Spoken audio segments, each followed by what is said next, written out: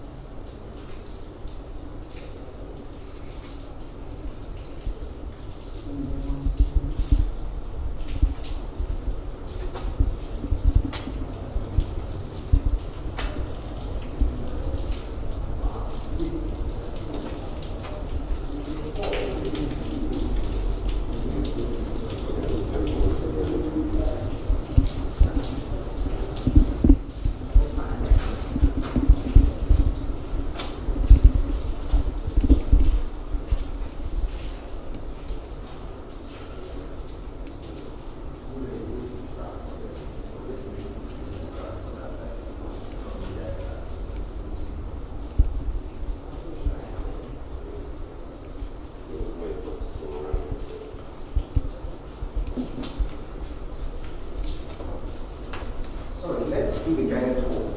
This place is for people to find. So after this, you can come back, take your time, and conversation.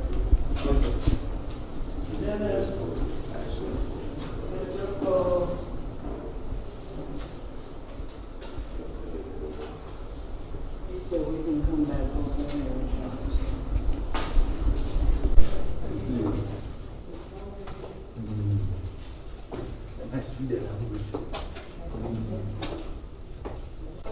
I warmly and officially welcome you to the historic Cape Coast Dungeons. My name is Kwesi Obey. You can simply call me Kwesi. I'll be with you for the next 45 minutes to 1 hour as your side guide. You are free to ask questions and take some pictures. And the tour will take us down here. This is the male dungeon. We shall come out of the dungeon and talk about graves. Talk about those people buried there. See water systems. After that, maybe we shall take some few minutes upstairs to the governor's residence, the auction hall, the palaver hall. Come back downstairs again, do the condemned cell. See a tunnel. There is a tunnel which connects this dungeon and the door of no return. After that, we shall see the female dungeons. Go to the door of no return. When you return to the door of return, we shall say bye-bye. So once again, you are welcome. Before we move in there, I will give you a brief history about the castles and transatlantic slave trade, or the triangular trade.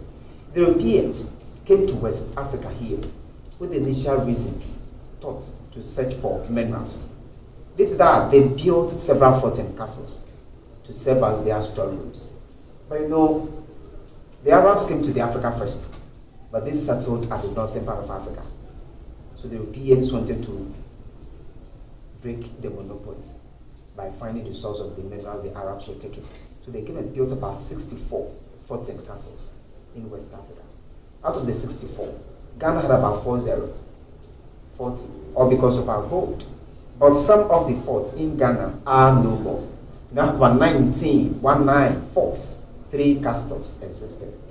And first castle built in Ghana is the one in Elmina, St. George's Castle, built by the Portuguese in the year 1482, being the oldest, the largest, the biggest castle in the country, oldest European structure in entire West Africa. Elmina Castle is about 540 years old. Second castle is in Accra, Christiansborg, Osu, built by the Danes, Denmark, around 1661. This is the youngest, the third, the last castle, Cape Coast Castle, built by the British, around 1664. About 358 years old. Very old, but the structure is still strong. Surprisingly, the original structure, like inside here, by the British, has no cement, no annual rods. Any cement mortar you see here is for recent restoration works. They used burnt bricks imported, lime powder from oyster shells with oil and sand as binding material, stones, pitch pine timber with cheap African labor, if not free. They built a castle, meaning they used Africans to construct, and that should inform us that Africans contributed building their own dungeons and cells. Transatlantic slave trade, or the triangular trade. Why transatlantic? Because the Europeans came to Africa, bought our ancestors, sent them to the New World via this Atlantic Ocean. Why triangular? The journey of the trade was like a triangle. The Europeans came from some of the European countries to West Africa. One leg of the triangle came with guns, gunpowders, and others, exchanged them for captives, sent them to the Americas to work on plantations. Second leg took farm produce from the Americas back to Europe to feed their factories. They came back again. The cycle continued, the journey continued, hence the name, the triangular trade. But as I was saying earlier, they came here to search for minerals like gold, to spread Christianity, to search for an alternative route to India, to circumvent the Arabs who came to Africa first, as I said earlier. But the Arabs, when they came, mainly settled at the northern part of Africa, and they were there fast spreading Islam, taking minerals as well as slaves from Africa via the Sahara Desert, sold them in their market in what they called trans-Saharan slave trade. The Europeans wanted to break the monopoly the Arabs were enjoying by finding the source of these minerals themselves. As I said, they started to explore. The Portuguese took the lead. Started from Ceuta. Ceuta is around Morocco. Senegambia. 1471, they were here. Their first point of contact here was a nearby village called Anomonsan, inexhaustible river. But the Portuguese had a lot of gold from Anomonsan and its environs. So they named the area El Mina, which means the mine. Now corrupted El Mina. So El Mina was called Anomonsan.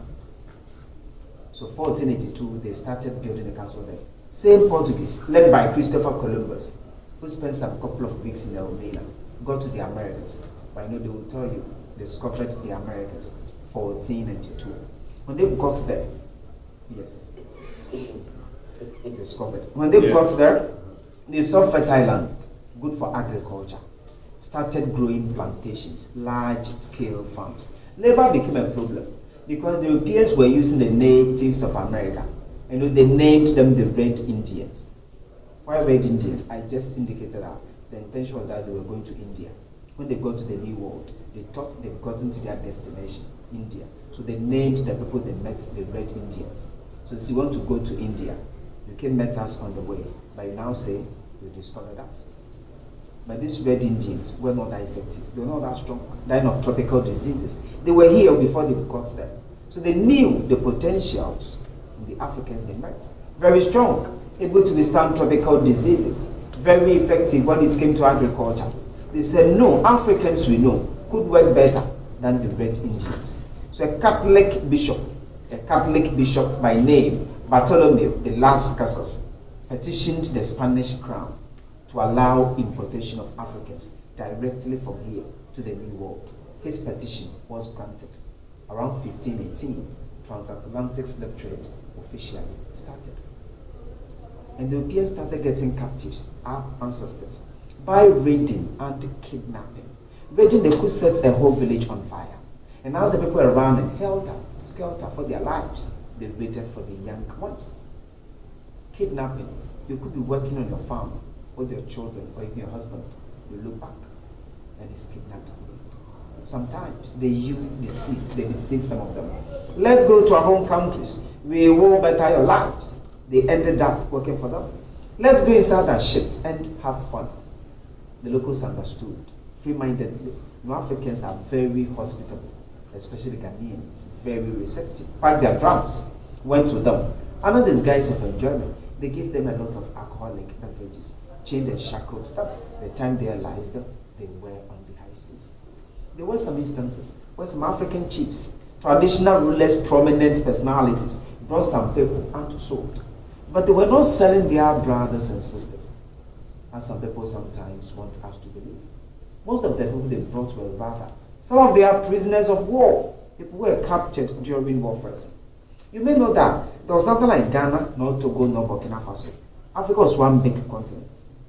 The demarcation of Africa took place around 1884, when all the European countries then, with the exception of Switzerland, met to the United States of America in Germany, in what they called the Berlin Conference, and demarcated, shared the continent of Africa to themselves, struggled for Africa. Painfully, sadly, Africans themselves were not part of the Berlin Conference, and we as Africans are still holding on to these boundary things the Europeans left. What I'm trying to say is Africa was made of states, kingdoms, tribes, ethnic groups, clans, as we still see, wanted to expand, fighting among themselves. For instance, I'll be fighting his clan over a parcel of land. If I defeat him, instead of killing him and his people, I will rather imprison them, sell some out for gunpowder, take over the land and all the natural resources that come with it. Next time, I will use these ammunitions to fight my next opponent. And you know one thing that normally misses in the history, people don't talk about much is that most of the Africans who sold some of their prisoners of war and others to the Europeans, they didn't know the kind of treatment the people they sold were going to go through. Because they were not bringing them directly to the castles. A Ghanaian lady or woman based in the US of A called Yadesi has written a book. The title of the book is Homegoing. Homegoing talks about two sisters. One lived in this castle as a mistress, and one lived in here as a captive. And the one who lived in here as a mistress indicated that she was here for a couple of weeks and didn't know they were keeping people in dungeons. What I'm trying to say is, if someone who lived in here didn't know for weeks, how would you then expect a chief in a place like Salaga, which is about 600 kilometers away, to know the kind of treatment these prisoners of war he sold were going to go through in Cape Coast Elmina dungeons? I was just trying to tell you who became a victim. And wherever they got the captives, they walked in chains and shackles. Some of them died on the way, because imagine walking from Kumasi to Cape Coast, about 200 kilometers. Tamale is about 600. Others came from Burkina Faso, Niger, Mali, and others. Those who survived these long journeys in this castle when they arrived took them upstairs into a hall called Palava Hall. That was the auction hall for European doctors, nurses to examine them to determine their strength after they were exchanged for gunpowder, mirror, tobacco, textiles, rum alcohol, brasswares, cups, knives, according to their strength. Meaning our ancestors were reduced low to the level of commodity, like mirror, like tobacco. Now after the auction, they brought them to the courtyard, bent marks on them for easy identification, before they were pushed into the dungeons. Stayed there for a few days to about 3 months, waiting for the ships to come carry them away. When the ships came, they were loaded, sent them to North America, South America, the Caribbean, like Brazil. And I'm mentioning Brazil first because Brazil received the highest number. About 46% landed in Brazil. Can I tell you something? In the whole world, Brazil is the second country after Nigeria with the highest number of black people. There were 100 million blacks in Brazil. Ghana, we are just around 30.8 million, less than 40 million. So we are in Africa. But when it comes to black population, we are nowhere close to Brazil. Most of them are there because of this evil trade. So to Brazil, you know the US of A, Suriname, Barbados, Trinidad and Tobago, Guyana, Antigua, Jamaica, Haiti, St. Vincent, and others to work on sugarcane, tobacco, cotton, coffee plantations. Few were sent to some of the European countries to do construction works. Male dungeon here, and as I told you, female dungeons are down there. But please listen. Right on top of this male dungeon, on top of this dungeon, was a church. Can you imagine? Church above a slave dungeon. Monday through to Saturday, the British bought captives, held them in dungeons. Sundays, they had church services about them. Due to that, in Ghana, some people commonly say the ship that brought Bible took captives away. And first president of Kenya, Jomo Kenyatta, once said, when the missionaries arrived, Africans had land. They had Bible. They taught us how to pray with our eyes closed. When we open our eyes, they had land. We had the Bible. Any question? We are moving down. But be careful, it slopes and a little bit slippery, so watch your steps. Slowly, slowly, slowly, slowly.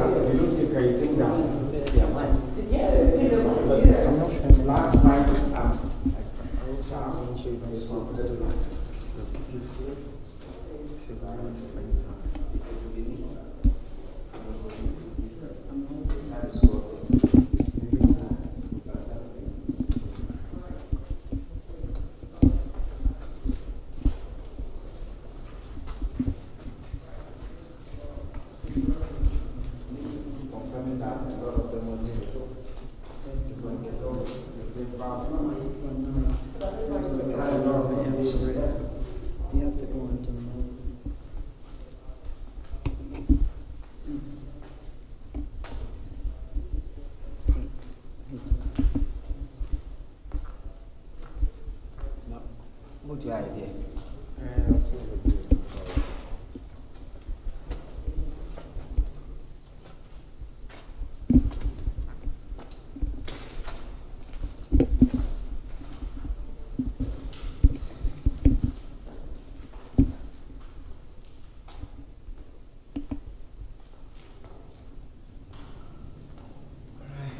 This is the main dungeon. I intentionally turn on the light for us to see how dark the dungeon was. Because the British provided the captives with no artificial light, but rather created these holes to give them some natural light and ventilation. When the light went off, we saw the dungeon is dark. See how dark it is around this time. Right. Imagine how dark it would be around 7, 8, 9 in the night.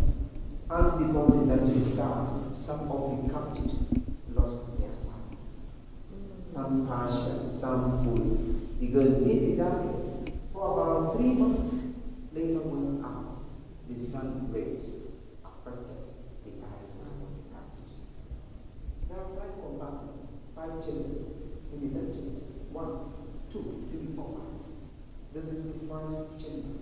Each of 1 chamber items was occupied by 200 men. The British squeezed packed 200 young captives for about 2 months. 16 bandits to this one.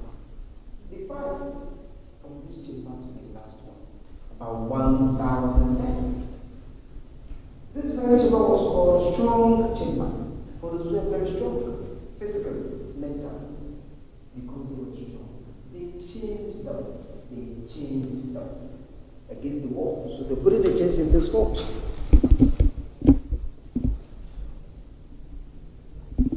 Normally by the ankles, and again locked them up with the mental.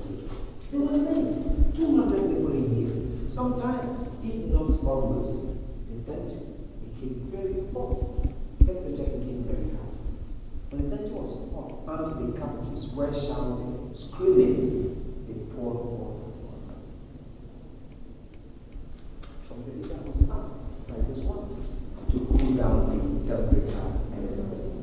When the water was poured, those who were very thirsty cupped their hands like this, or sank each other's head for some water.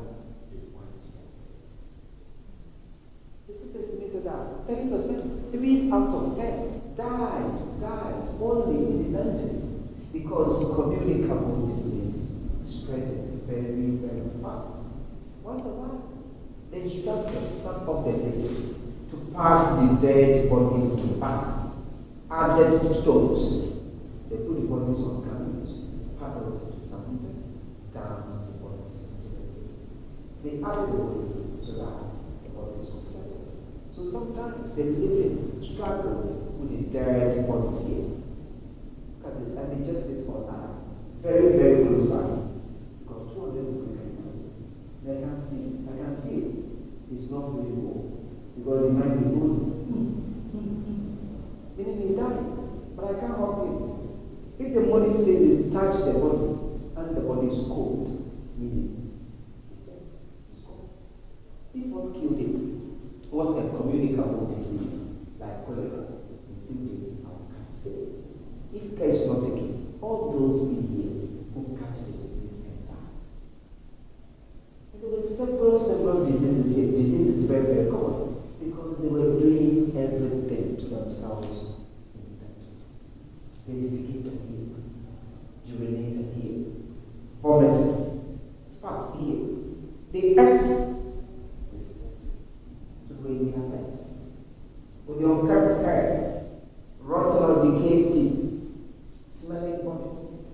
Some had sores or wounds on them, sometimes from the chains.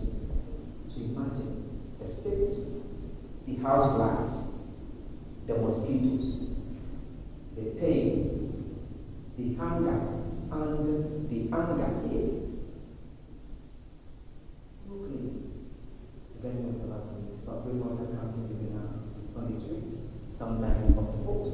The water was supposed to flash out faces, shielding, buckets, blood, food particles to the trenches down to the sea. But because these holes are very small, little amount of rainwater comes in. So the trenches here, choked, carpet, faces, jewelry, vomit, blood, sweat, tears, saliva, listen saying, covered the floor like a carpet. And it was swimming wet.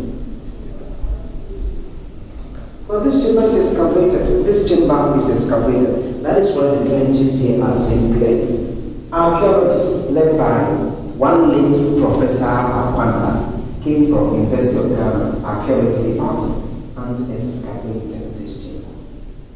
And after that excavation, they found they had chains, shackles, ropes, branded iron they used on our ancestors.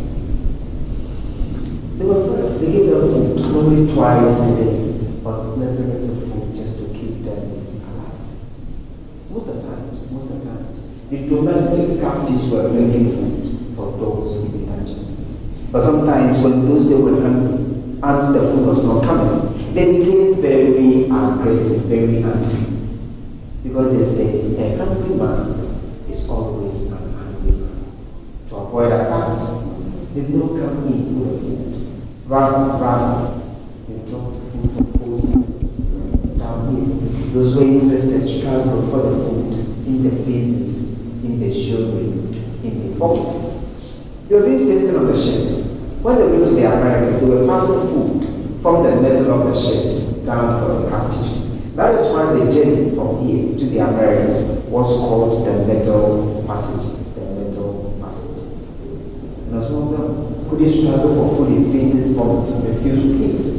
Some even preferred to starve themselves to end it. They took those people out, forced open their jaws by instruments, called specular porous like a plier, and pushed food in. They forced them to start at least they will eat something to keep them alive.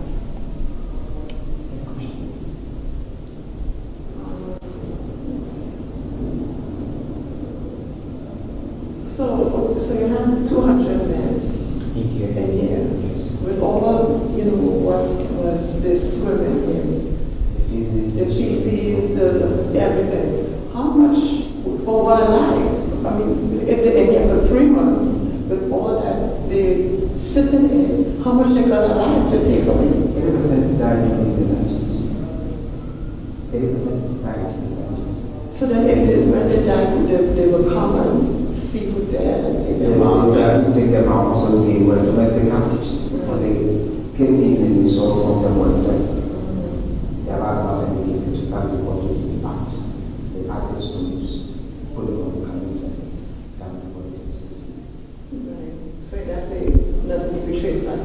Yeah.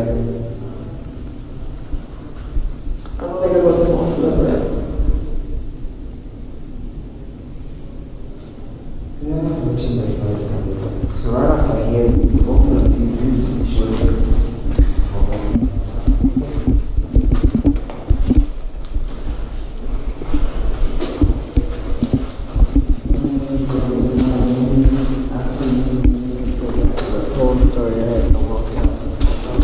Yeah, I'm about to, but I'm still doing it. It's too much.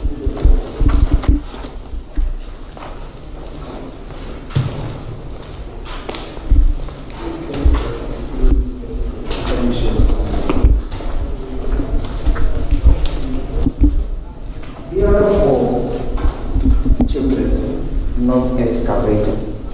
I just indicated to you that the first chamber has been excavated, the other four chambers no. Meaning Moby has done the no.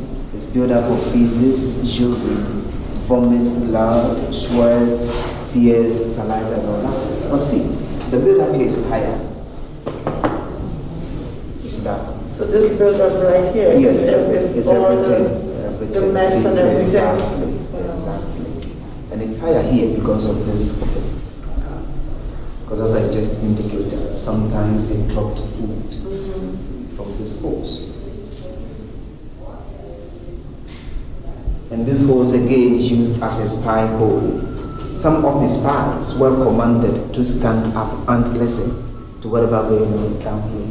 When those they were planning to attack or escape, they reported to the British and they punished them accordingly.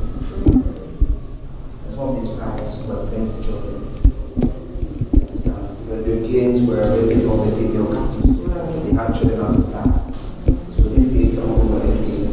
So they were able to speak the English and some local languages. And see, this hole, this hole is covered in front of the church on top of this statue. So they are personally hearing them screaming? You hear them screaming. And it's still at Yeah, you church? hear them screaming. As we are here, if someone is in front of the church speaking, Right. They're going to hear. yeah, So they have church and then they know they were captured. exactly, know them captives were here. And in Elmina Castle, the Dutch also built their reformed church on top of a female slave. In this castle, the British built their Church of England, now Anglican Church, right on top of this building, to where the church is worshipping, singing praises, preaching the word of God. Love your neighbor as yourself. Thou shalt not kill. And captives were also in the dungeons, right beneath them, suffering, crying, dying. I never wasn't getting that smell. Sometimes they it was business. So maybe business risk. They need to bear down. But the governor upstairs, no way, because this dungeon is underground. They knew what was going on. They knew. Yeah, they put them here. So if there's something in hell, then ironically, heaven out there, hell down here. The Europeans created heaven for themselves, created hell for Africans. And sadly, they still do that.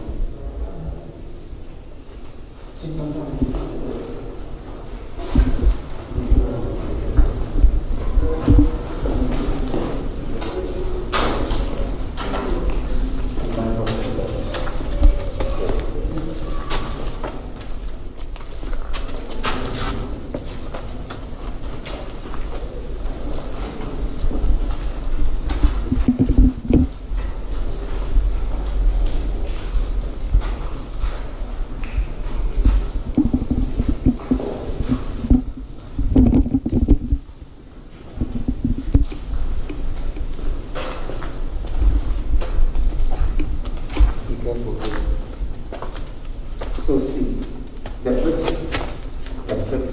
bricks we see here, supposed to be the original floor, right? So covering the bricks is what we are all aware. Feces, urine, vomit, blood. And you can see the last chamber is naturally right than the other four because of this problem. Recall, I told you, I indicated that the captives were grounded. The burnt marks on top. Branded iron, the name, initials, number of the company who they imposed on the iron. Something like JSS, John Smith Slade.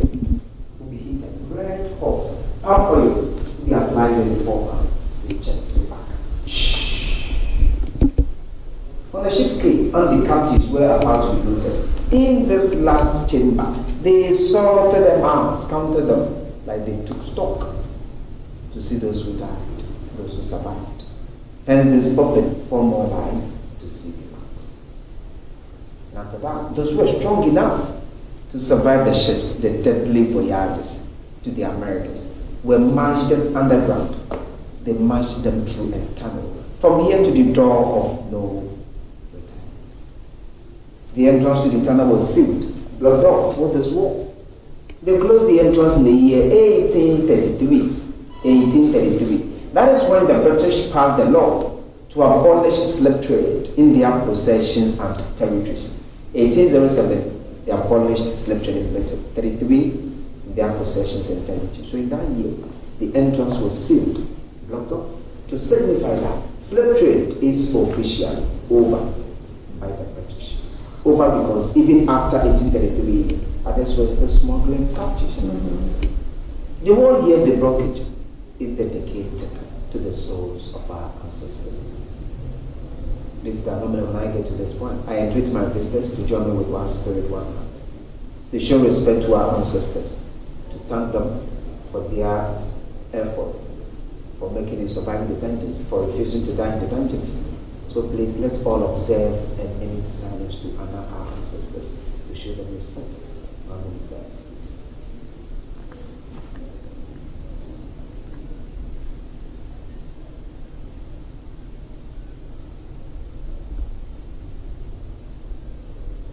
May the souls of our ancestors who died and went to the castles, and they fought those who died in the dungeons, those who died during the deadly voyages, and those who finally died at the destination, rest in perfect peace. This is a shrine, altar, a place of worship. Before Christianity, before Islam, the people here knew God, worshipping Him through smaller gods, we call them Agoso, and through the spirit of our ancestors. And they believe these spirits manifest themselves through some natural objects, stones, rivers, mountains, trees, rocks. This castle is built on a big rock. Cape Coasters were worshipping the Almighty to the rock. The British king built the castle, and because they came with Christianity, were not allowing Cape Coasters to come around to worship. Cape Coasters came hold these two stones as part of the rock into the community. The shrine was in town when the British were here. When the British went away, they performed rituals, brought back the stones, put them on the steps, and they worshipped the shrine here again. The name of the shrine is Ghanatourism. 77 shrines in Cape Coast. This one is the eldest. Normally, you can meet the priest sitting on it, but he's not in yet. So the shrine is still active. During Panafest, during Emancipation Day celebration, with the flowers salon here.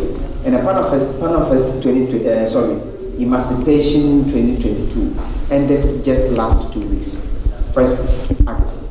So these ones were laid some few days ago.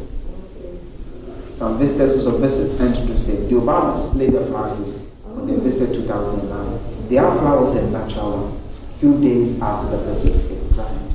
Next time when you are coming, I will be expecting yours. Any question?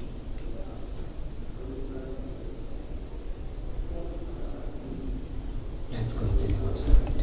Right. So she's going to read this one for us. In everlasting memory of the anguish of our ancestors, may those who died rest in peace. May those who return find their roots. May humanity never again perpetrate such injustice against humanity. We the living vow to uphold this. Thank you, young professor. Young historian. Very powerful piece of information. And this one was unveiled by National House of Chiefs, Ghanaian Chiefs, 1992, during the Maiden Panafest.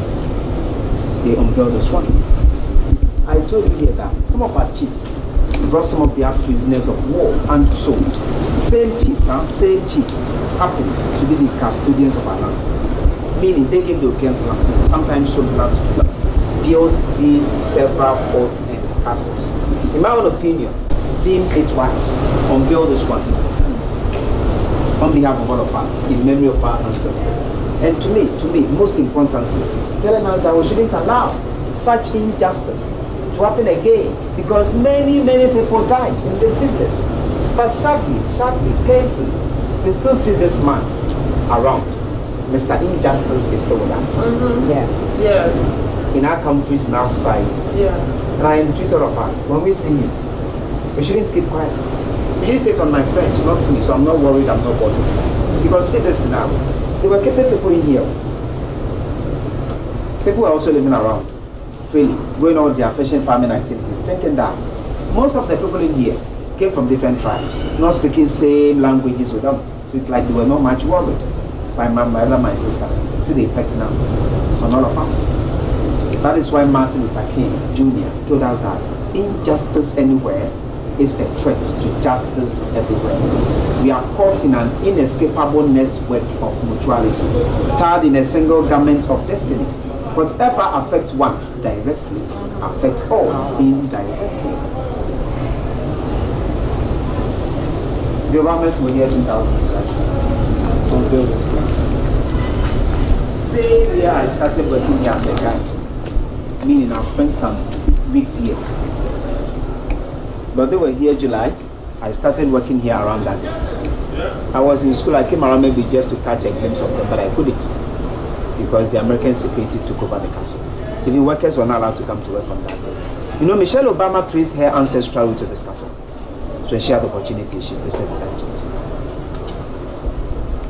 Let's quickly talk about the people buried.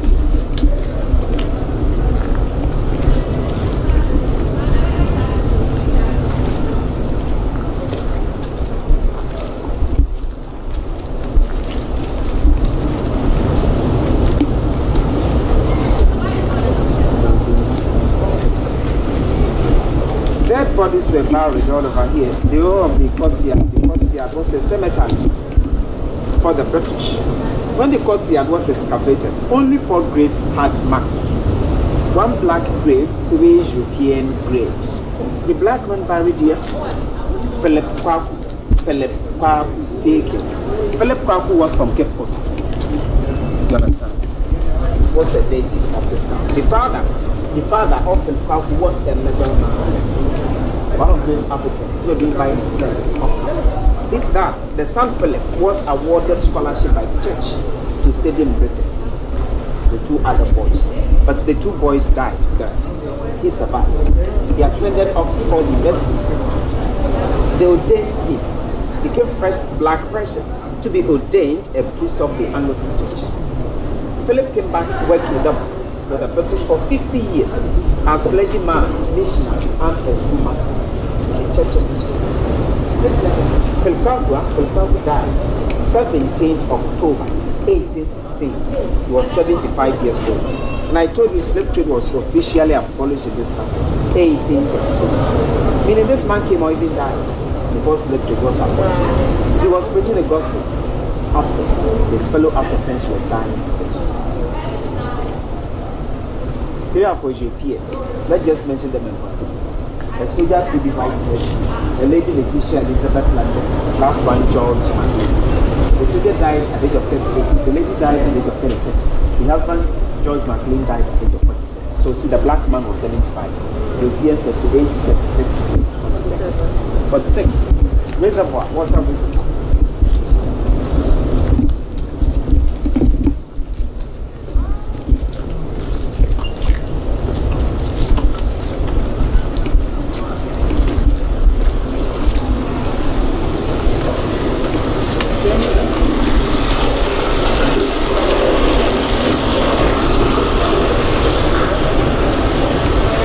Reservoirs, wells, water systems. They were harvested rainwater from the roofs of the castle. They reserved the rainwater here. The captives were those who were dependent on the rainwater, drinking, cooking for them. The British dug wells in town, water from underground. They were dependent on those wells, rainwater here for the captives. 4, 2 here, 2 up. But please listen, this one, the other one, were male dungeons. You understand that? Meaning male captives were living inside here first. The British, it was part of their system. Whenever they built a castle or a palace, they made sure they had underground dungeons. The men were living in here, going in and out by ladder steps. But because these ones are well underground, it was very hot in there. Business also expanded. So later, they constructed this bigger and comfortable one. Comfortable. They moved them into the comfortable one we just came out from. Filled these ones with rainwater for the camp.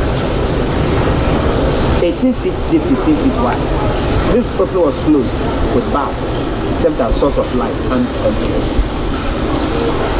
So I repeat, old or first male dungeons, now water systems. I hope it is clear.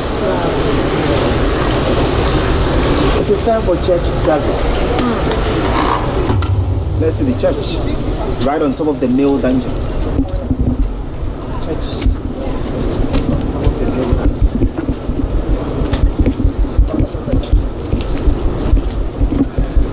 Let's talk about this grave.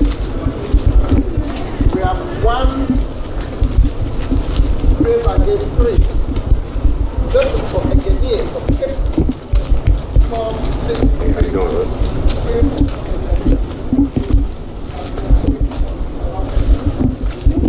That's when the water is constantly running like that. Sorry? The water is constantly running like that. The water? Yes, the water. So you could have a funnel. No, when it's full, we just turn off the tap. Right, Yes. okay.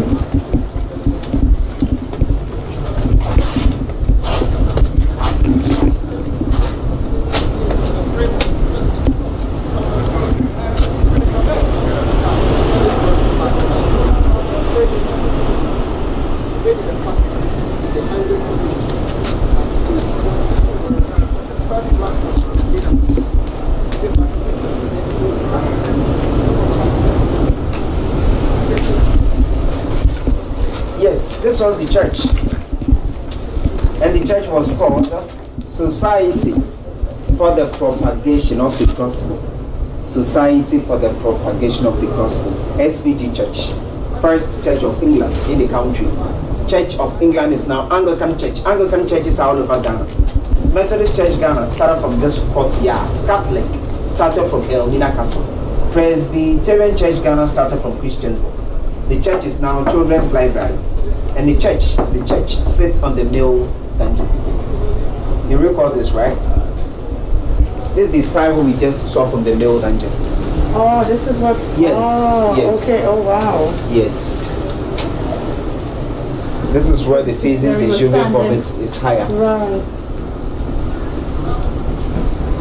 Sometimes they drop food to this one. See, so we just talked about Philip Paulo, the minister of the gospel. Imagine Philip was passing for a service on a Sunday morning, had something like leftover bread. He could just drop it down through this hole. Captives in the dungeons will struggle for the piece of bread. After Saint Philip will pass into the church and preach the gospel. Sing praises like Amazing Grace, which was originally composed by John Newton. John Newton was once a slave captain. Later he reprinted it in a record. They were singing Amazing Grace and he is still protecting their business. One of the things where they have the spies who here, spies on top. And as we discussed downstairs in the dungeon, possibly captives in the dungeons heard them here singing, preaching, but they couldn't come out to join them worship because the Bible says if we're in hell, there's no way we could go to heaven. As I said, then I don't know if heaven up here, hell down. Let's see the governor's residence. It's beautiful up there. And I'll give you 1 minute to sit up.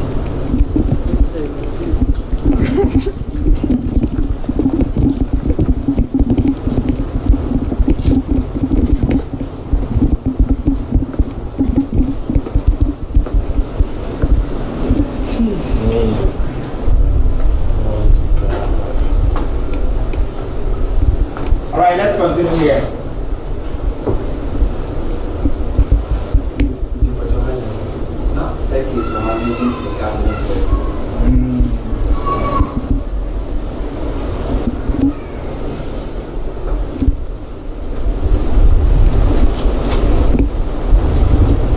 You know, like, I can't understand. And as much as they have the slaves, they're using them.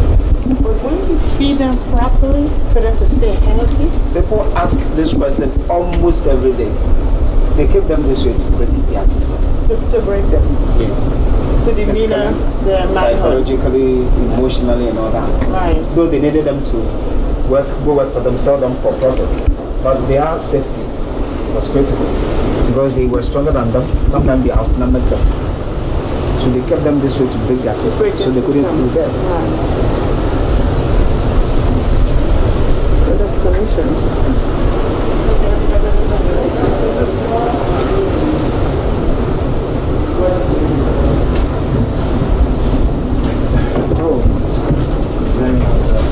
Yo, she said she's going to watch the video. She's not coming.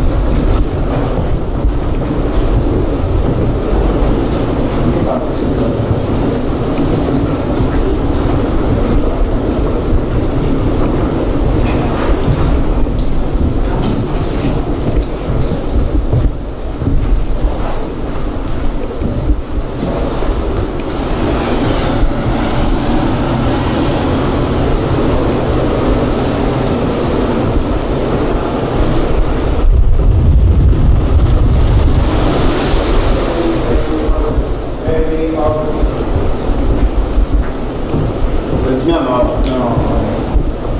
So, like, how do you do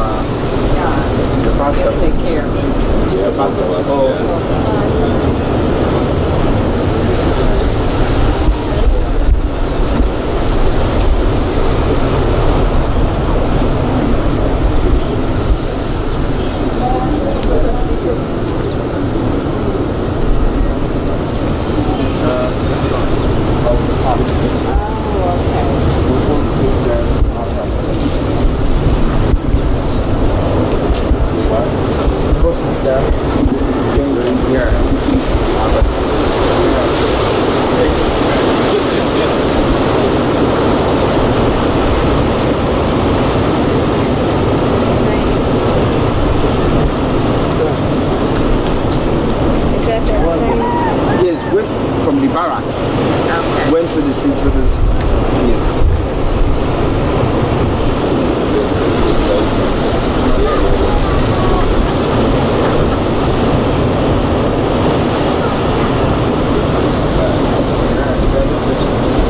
And the cannonballs had mortar balls. The British brought them to defend themselves from other European invaders.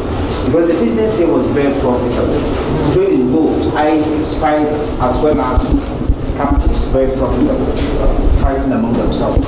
This very piece of land on which this castle is built on changed hands several.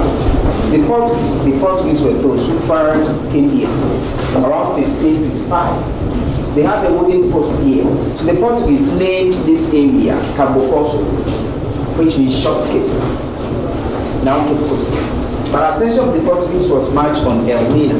To the left, and the people of Sweden came, pulled down the wooden post, built a fort, named the Fort Carlsberg, after King Charles X of Sweden.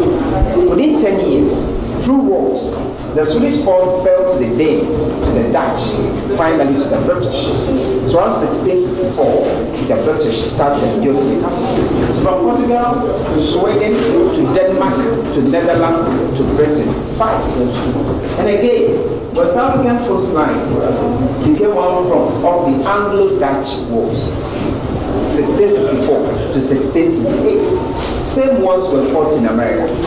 Who can share with us the original name of New York in America? Old name of New York. Don't tell me old York.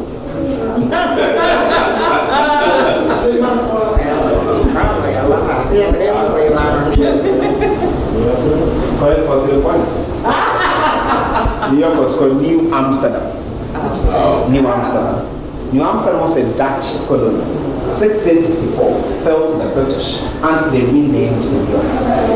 Coming from Accra, just about 25 kilometers before you get to the coast, there's a village called Abandon. On your left hand side, there's a fort. Amsterdam. Fort Amsterdam. Yes, you saw it. Yes, exactly. The British built that fort. So the fort was called Fort York. Fort York. In the year 1665, just a year after, the Dutch also did well this time around, captured the fort from the British, and they also renamed Fort York Fort Amsterdam to retaliate what they lost in America. So New Amsterdam is now New York. Fort York here is now Fort Amsterdam. Take for that. Yes, you do me. But one part was far bigger than the other. Compare New York and Fort Amsterdam. The equation was not balanced at all. They filled the cannon with gunpowder and Paul fixed the lids up, fire up, boom. Some of the boats, how the boats and those boats were filled with gunpowder, entered the wooden ships exploded. Those holes entered the ships, created holes in the ships. Water came in. The ships gradually sunk. Governors, presidents, governors, be careful, the floor is slippery. Be careful. Slowly. Slowly.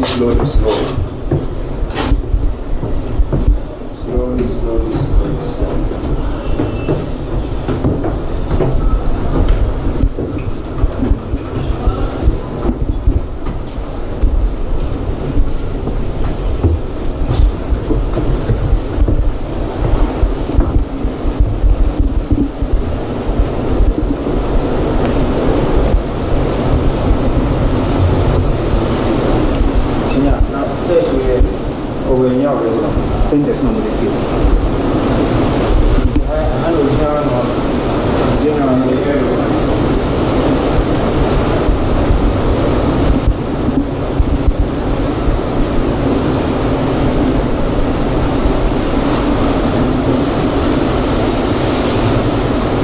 They were living large. Very large. They were room. 4. Governors 4. One governor at a time, they were not coming with their families because of tropical diseases.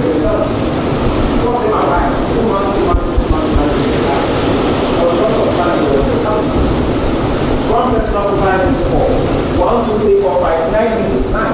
Compared with the 90s, 200 captives were provided with 3 small homes.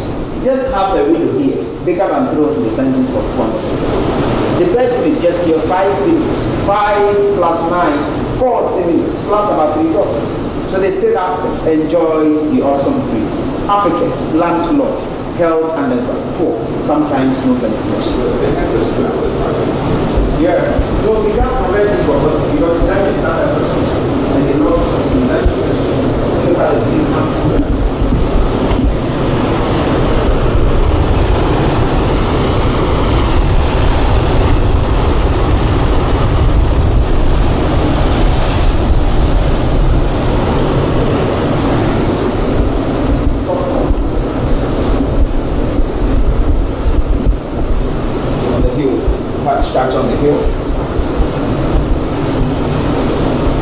red roof, something like a ball of meat. Fort Williams. Okay.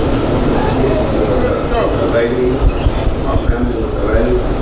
Yeah, she's from New York, so she probably could have answered that. Okay. The structure on the hill with the red roof, something like a ball on it. Understand? Yeah. It's Fort Williams. Fort Williams. There's another fort called Fort Victoria on this side, but because of the trees, you cannot see the other one clearly. The other one is called Fort Victoria. And these two forts were built to protect this castle. Both are built on hills. Soldiers in the forts saw from afar.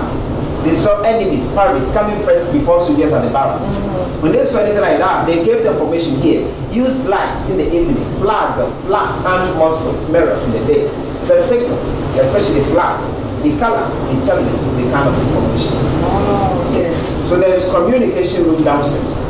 Communication, meaning there was no MTN, no Vodafone, no Wi-Fi, but there was WhatsApp. Just colors. Yes, just colors. Be careful here. Very careful. Slow. Governance water. Slowly.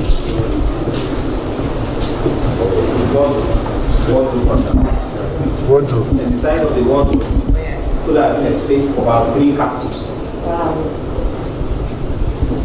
Watch your steps, so please, so.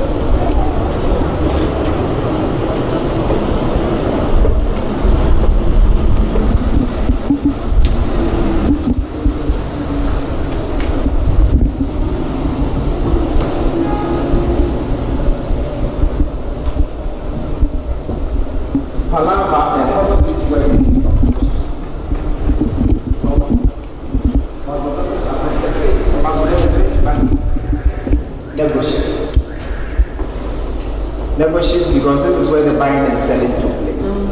They, several rivers, because it was mostly occupied by the British, the masters.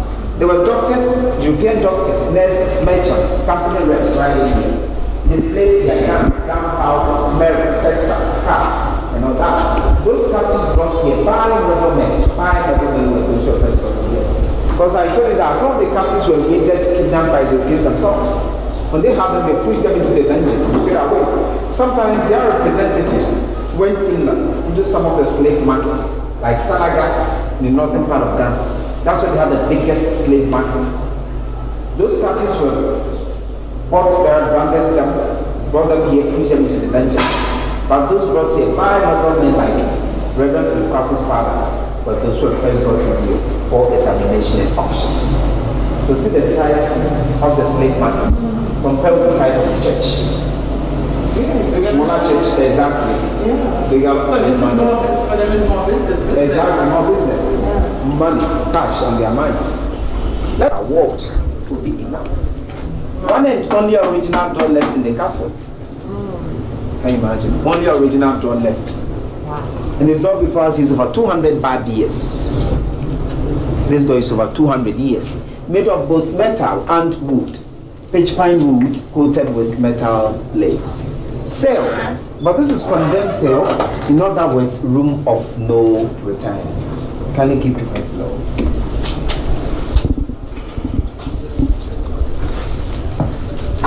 What did you just say?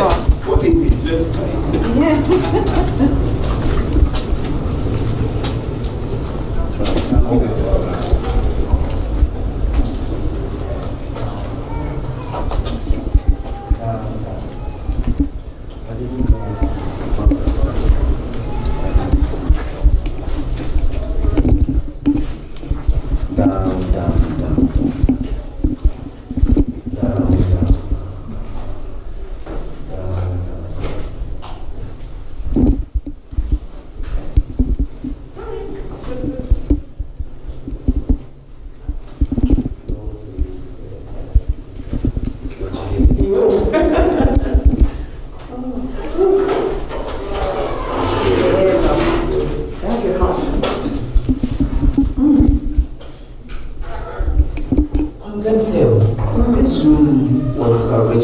story.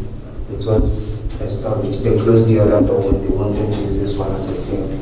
And those captives wanted to fight for their freedom, the freedom fighters.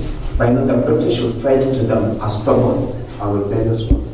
But when man is suppressed, oppressed, depressed, or repressed them for a long time, one day he will explode with them. Those who tried to escape and were caught, and those who constantly fought the British. About 10 of them were chained together, pushed them in here, locked them up on first door, second door, third door. 3 solid doors. No light, no ventilation. They were not given food, no water. 2-3 days they struggled, suffocated, and died. Painfully. When they locked the doors, they made sure all of them died. The last person died before the doors were opened. So see, if I were here with you, and if you died before me, the only thing I could do is to set on line by the bodies. When they chain on the ankles of my ankles, until I also die. If any of you die on the first day, by the 3rd, 4th day, the body begin to sleep. When they all died, the first of the male captives here packed the dead bodies in bags, brought all the other captives from the vengeance, gathered them at the courtyard. Those who came for the bodies were instructed to show the bodies to those gathered, for them to see what they did to those they brought here. So they were killed here just to serve as a deterrent to the others. That is why they used call on themselves. Pushed them in alive, took them out. Law to end slave trade, they closed the entrance. You recall that? Where the shrine was. So the ships came, the male captives were not allowed to walk to the courtyard. Rather, they marched them underground from the last chamber. In chains and shackles, they passed to the exit. This was just a spy hole, observatory. A soldier stood there just to keep an eye on them. Move. So they're not going down here. Enter from where the shrine was, they were coming out the side. This was just the observatory. About 1850 here.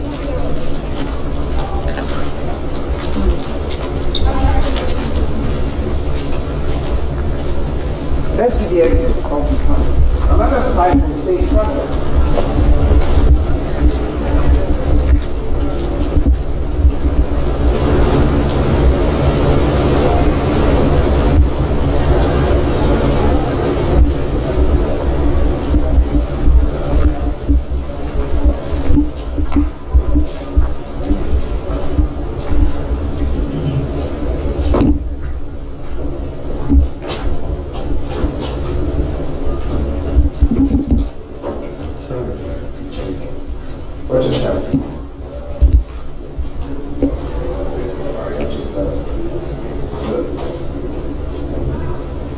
So even though they closed the door, they were still doing the trade.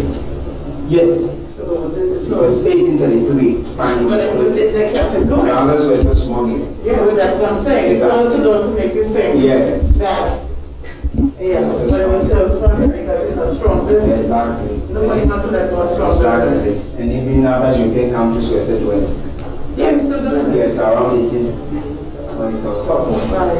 Because it was profitable. Yeah. We made some Africans fighting To keep it. to keep it. Going. Because they were saying, some of them were saying that it was very difficult for you to go to the forest, hunt for an elephant to get ivory than to get human beings to sell for gunpowder. The tunnel ended here, blocked off the side. The British built walls in the tunnel, used parts of the tunnel as storerooms and for ancestors. So the male captives with the ships came, entered from where the shrine was. Remember that? Where we saw with the flowers. Yes. So they entered from that end, in chains and shackles, slowly to this place. They were initially going down to this one. But this one was very close to the sea. Sea water was coming in during high tide. Right. That is why the sailors were. But these sailors, the male captives came here, went out this way, joined the women. To the 12th of retired, they sat on canoes, 400, 500 meters into the bigger ships. The bigger ships couldn't come closer. Beach here is rocky, water is shallow. And the bigger ships, the slave ships, were also called floating coffins. Floating coffins. Why floating coffins? Because in the ships the captives were packed like sardines, like head in, head out, head in, head out, in between decks. Very difficult for them to even journey, like somebody lying in a coffin for about 6 to 8 weeks. And some of these ships, the floating coffins, have very ironic names. Names like Jesus, Liberty, Brother, Glory of Africa, Santa Maria, and Mr. So imagine a ship that carries slaves with the name ship of Jesus. And these same people who came here with ships named Jesus, Santa Maria, were raping some of the female prostitutes. They were abusing some of them. They were bold enough, constructed a cell to punish those women who said no to them. Those wanted to protect their lives. Female punishment cell. Female punishment cell. Female punishment cell. Female punishment cell.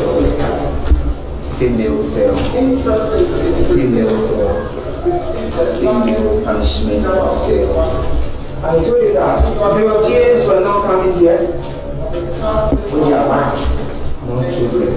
Not as men, they couldn't stay longer without it. So they were raping some of the female captives. They were abusing some of them. And those who denied them, those women wanted to protect their little dignities.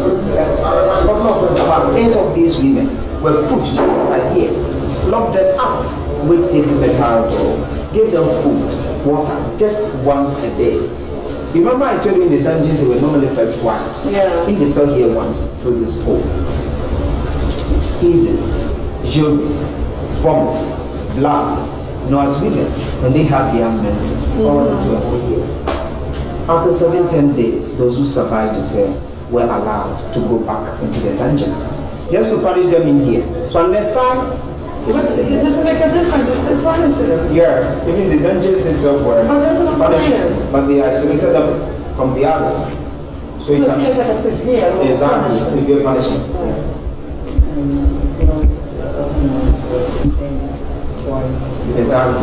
Exactly. So mentally they punish them. So what is going to happen to us next as we are brought from our colleagues? Psychologically, they were punished. Physically, they were punished. If you know that this doctor will tell you what to tell you.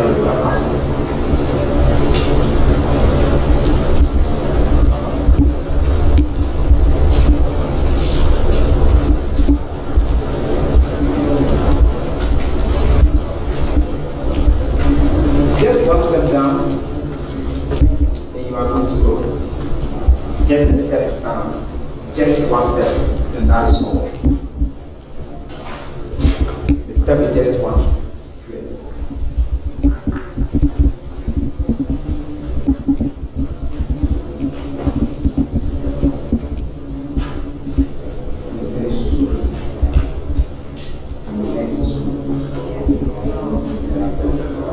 Some of the men had 5 chambers. 5 chambers for the men, but 2 for the women. Because they needed more men than women to work on plantations. But they needed the women again for reproduction. Because children of slaves automatically became slaves. Look at this scenario. A plantation owner in a place like Haiti with several male, female enslaved Africans working for him. If one man, one woman meets and produce a baby, the only thing the parents will do, especially the mother, is to breastfeed, feed the baby, take care of the baby. And when the baby is of age, child, 12 years, 13, 14 years, the master will decide to sell the child to another master, another plantation owner. And the possibility of the parent not see the child again, child not see the parent again, almost 100%. So one will give birth, 1, 3, 4, 5, 6 children, or even more. He or she will grow up and will not see any of the children again. Yes. This chamber the opposite one. Had about 300 female captives and children, boys and girls, 13 and little above 13, each 150. They also defecated here, urinated here, vomited, menstruated. One sad thing was, as women, when they had their menses, they flowed on them. So it ended and dried up because there was not going to be sanitary pads. They were not even allowed to sometimes leave their bath. You can imagine. The floor is coming. Oh, he has standing on his faces, showing vomit extra. Door of no return.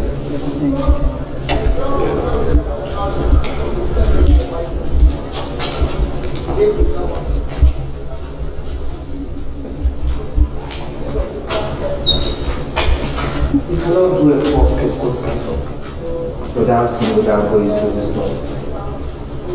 This is the infamous door of no return. Final exit point for some of our ancestors. Door of no return because some of our ancestors went to this door and never came back. Door of no return because they went to this door and we lost contact with them forever. Door of no return because the moment one passed to this door, either he or she died on the way or got to the destination, arrived. In both situations, he or she never came back, never returned. Door of no return because they went to this door and they lost everything as Africans. Lost their names, cultures, families, religions, languages. They even lost their dignities as human beings. No, most of them died. Most of them died. Those who survived the dungeons were those who went to this door, embarked on a journey. We call it a language, fancy or cheap, fihankra. Fihankra means they left here without even getting the opportunity to say bye-bye to the people they left behind, or even to bid them farewell. Why most of them died? Please listen. During the wars, raidings, kidnappings to get them, sometimes. Coming to the castles, they walked several hundreds of kilometers. Wild animals attacked and devoured or killed some of them. Snakes, some fell into pits and rivers. They were abandoned. Those who became weak or sick on the way, guards killed them to separate into the others. As I indicated, about 30% died in the dungeons. Some preferred to committing suicide, to going to the unknown destinations to continue with the cycle. So on the canoes, not on the ships, some decided to jump overboard. Chain together, 5, 10, 15, they chain my ankles on your ankles. If I decide to jump overboard and I'll go with you. On the ship, some of them died. They were dumping the dead bodies into the ocean. They were raping some of the beautiful female captives here. Those who were not seen pregnant in the dungeons, but rather seen pregnant on the ships, were dumped into the ocean alive. Sometimes when they saw that the ships were overloaded, they shouldn't expect them to offload themselves, offload boat. Rather, they offloaded some of the captives to prevent sinking. They are returned, but the point on the way is rather returned. Sharks were following the ships and they were feeding on the bodies. When there were food shortages on the ships, they trapped the same sharks to feed those on board. So they were eating each other's flesh indirectly. Some researchers are saying, in total, in all, the Europeans had about 60 million enslaved Africans in a business which lasted for about 400 agonizing years. Out of that 60 million, there's been about 10, 11, 12 million, depending on the researcher, made the journey across the Atlantic. So if 12 million made the journey, about 48 million died, perished. 48 million people is more than the population of Ghana. And all these people we are talking about were young men and women. Most of them were between the ages of 30 to 35 years. So the Europeans were taking those who were very strong, energetic, and intelligent. Transatlantic slave trade had and is having huge negative effect on the continent because Africa was robbed of her natural resources as well as human resources. But the Europeans, the Americans, are now reaping the benefit of it. So after they took our ancestors, used them, developed their various countries. Some of them now 10, called last lazy people, living in shithole countries. And they've gotten that they were the same people or their ancestors who contributed creating these so-called shitholes. The original door was short and narrow, but it was widened after slave trade. Because the British were here, even after slave trade, exporting our gold, Irish spices. So short, narrow door, chained and shackled captives back down, squeezed themselves. One after the other went to the door and never came back. We are going to go to the door of no return, but I promise you, we are going to return.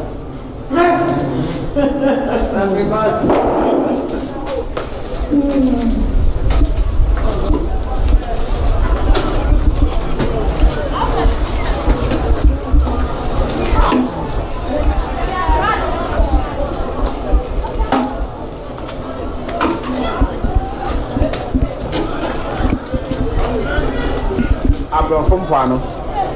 This beach is still called Abrofo Mpoano, which translates white man's beach. The beach was exclusively for the British. So the British built a wall all over here to prevent the locals from coming around from seeing around, especially when they were loading the captives.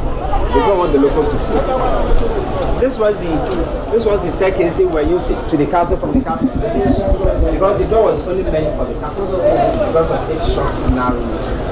Look back. What is that? Door of return. Door of return. I'm going to take a picture of or by the door. By, I mean you can stand there with a beautiful smile and you can invite me as your cameraman.